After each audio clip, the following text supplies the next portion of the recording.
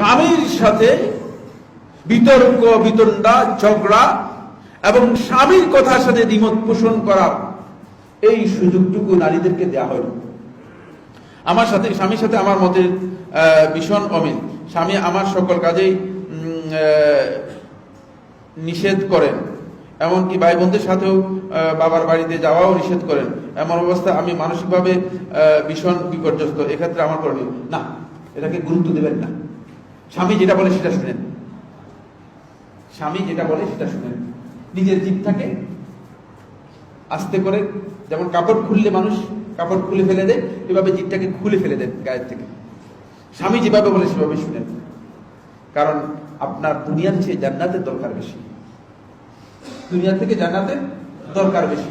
মা বাপ আত্মীয় স্বজন যারা আছে তাদের সাথে সৌজন্যতা বজায় রাখুন, কিন্তু স্বামী যেভাবে বলে সেভাবে করুন। যদি কোনো হারাম কাজের নির্দেশ না দেয়, দ্বিমত পোষণ করবেন না। এই সুযোগ নারীদেরকে দেওয়া হয়। সুতরাং এই ক্ষেত্রে আপনি খবরদারি কাজ করতে যাবেন না, তাহলে আপনি আপনার হতে পারে যে আখিরাতের মূল পাওনাটুকু আপনি নষ্ট করে ফেলতে